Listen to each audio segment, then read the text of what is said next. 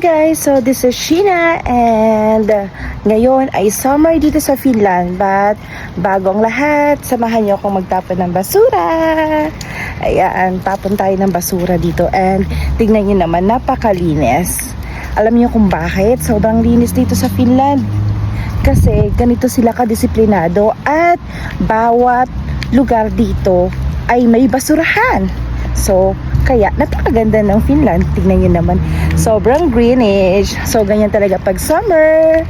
Ayan, samahan nyo ako, halik kayo. And so, dito ang basurahan. Kaya hindi talaga mangangamoy. Tignan nyo naman guys. Uy, mali.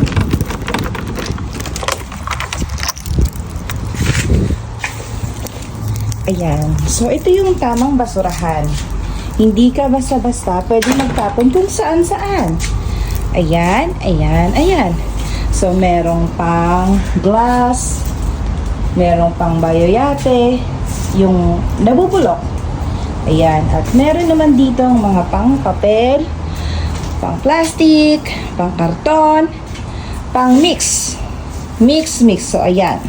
Kung magtapon ng basura, bago ang lahat. So, ito, plastic, doon natin ilagay sa plastic.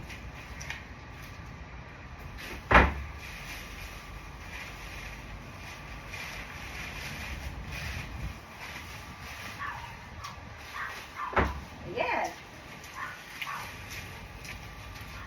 Next is the bayoyate or nabubulok.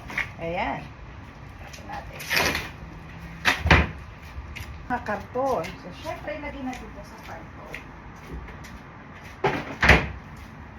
Yan. So, kailangan natin tulungan ang Finland na alagaan din ang kanilang nature. Kung gaano nila inaalagaan. Syempre, tayo din dahil nakitira lang tayo dito sa bansa nila. Alright? So, ito, dahil naman ito ay galing to sa CR, itatapon natin to sa mix. Of course, ito sa metal, lagay natin dito. Ayan. So, happy na ang nature. Diba guys, dito sa Finland, importante talaga dito ay tumitingin ka sa orasan at sa weather. Kasi, katulad ngayon, summer, hindi mo alam kung umaga na kasi walang gabi dito. 24 hours umaga. Kaya importante, lagi kang mag-check na oras, lalo na kung yung pasok mo ay morning ka. And alam nyo ba guys, dito sa Finland, mas maraming puno dito kaysa sa tao. Ayan.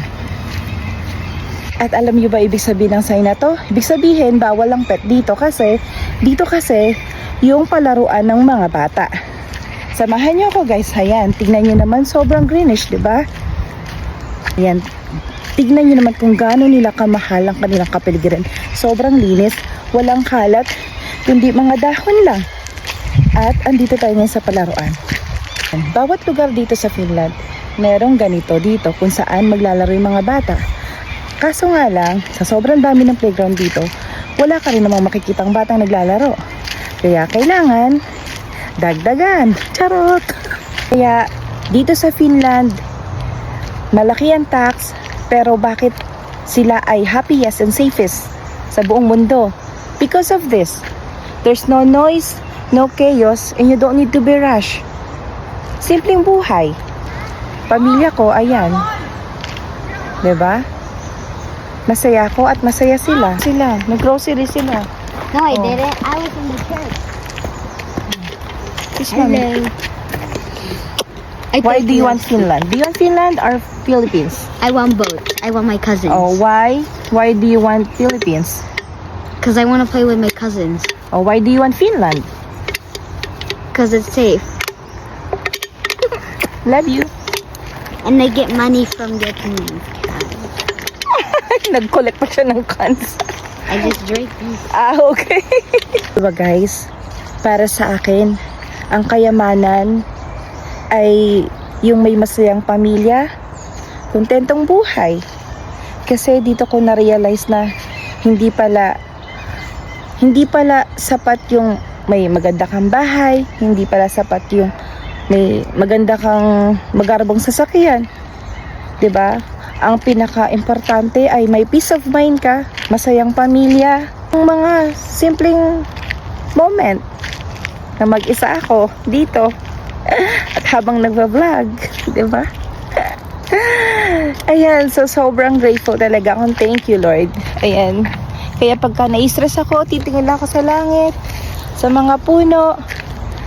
Ayan, nawawala na yung stress ko, nawawala na yung sakit ko.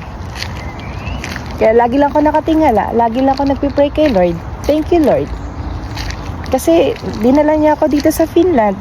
Hindi man perfect, pero alam kong masaya yung family ko. And katulad nga ng sabi ni Sophia, they feel safe.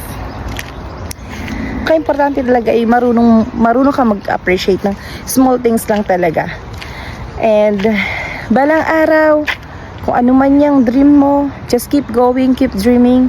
Tiwala lang kay Lord, 100% trust, faith, at hindi malayong mangyayari na makakarating ka rin kung saan man ang gusto mong mapuntahan.